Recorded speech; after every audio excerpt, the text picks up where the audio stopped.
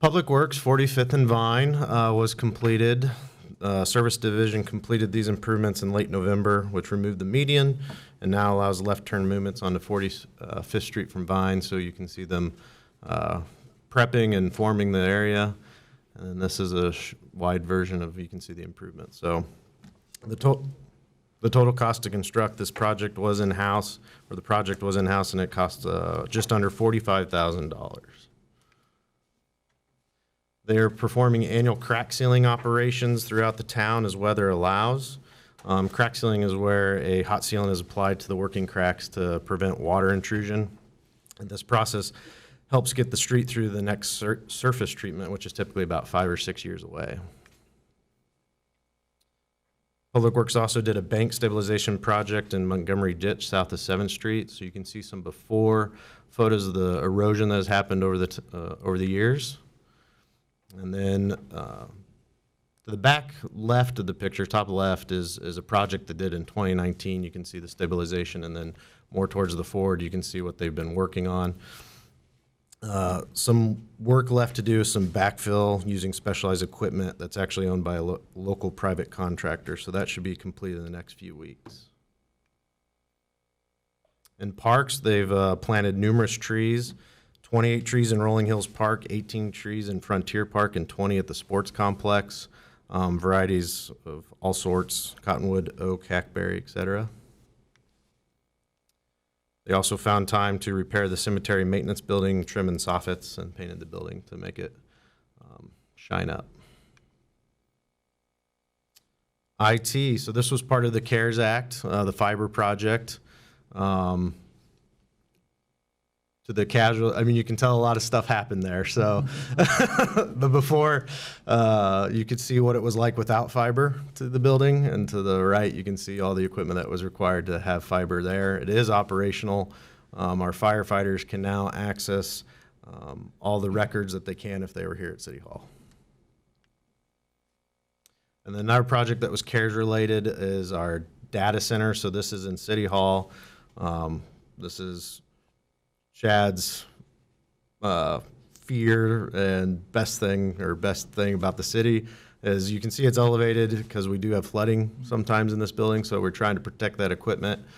Interestingly enough, we also have water pipes that are in the ceiling above us, and then in case the roof would fail. So he worked with a local contractor, put together somewhat of a canopy, so if that were to ever happen, water would not impact his equipment. Ed had to be really happy over the last few months. Yeah. He was very much. He did a great job. Comment that you asked, because with the hacking and all that going on, our system, data system, is not on. I don't know what it's called. We don't have that. Yeah. That Pete. He replied to your question about what if we're worried about hacking and those things, and we're not on that system. I think maybe the general public might kind of like to know that. Yeah, really, I think it would be good, because that's a very good point, Commissioner, because there's so much in the newspaper now. It'd be nice for the public to know we don't even have that particular program, so we don't have to worry about it. Couldn't afford it. That was a good thing. That was a good thing.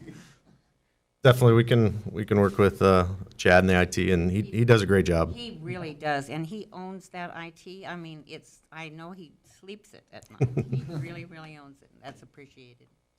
CVB was able to attend the Hilton Garden Inn ribbon cutting, and they put together an ad campaign to encourage holiday shopping. It's on social media, TV, and radio in the Hayes Retail Pool area.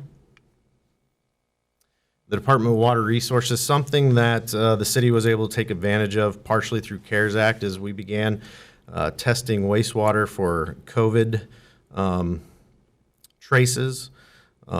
So this chart kind of shows what Jeff has been tracking. The blue line is positive cases that we've been reporting as Ellis County, the numbers that come out, and the yellow or orange and the gray are the actual material that is tested. The city does not interpret this data, we merely collect it, and we've been sending this off to the state, and we've been sharing it with the county as well.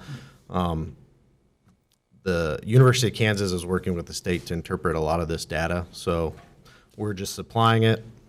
The state has informed Jeff Crispin in the city that we have one of the most complete data sets that's out there in the state of Kansas. So this was just talked about roughly. The airport, the South Apron Drainage Project has occurred.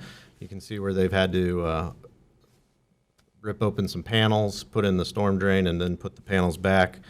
This is as part of the CARES Act. All these AIP eligible items are covered 100%, and the total estimated cost is about $1,112,000.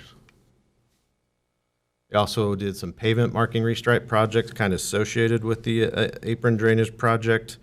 You can kind of see the before and after what some of those pavement markings were like. The project is roughly $322,000, and it's reimbursable through the Airport Cares grant, and this is substantially complete.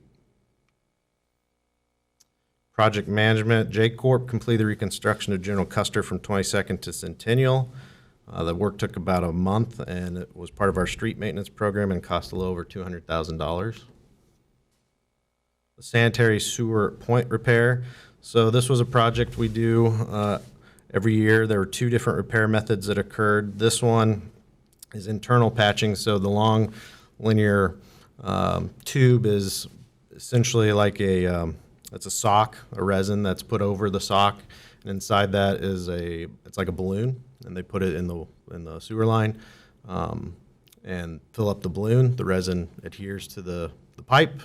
They deflate it, take it out, and move on to the next sanitary sewer line. And then for the more difficult ones, they did do open trench. The entire project was completed in November, and it cost about $145,000. Tallgrass Second Edition, the RHID project has begun. As you know, it's a partnership between Grow Hayes and the Heart of America to build moderate income housing or workforce housing. Here they are installing sanitary sewer and water main extensions.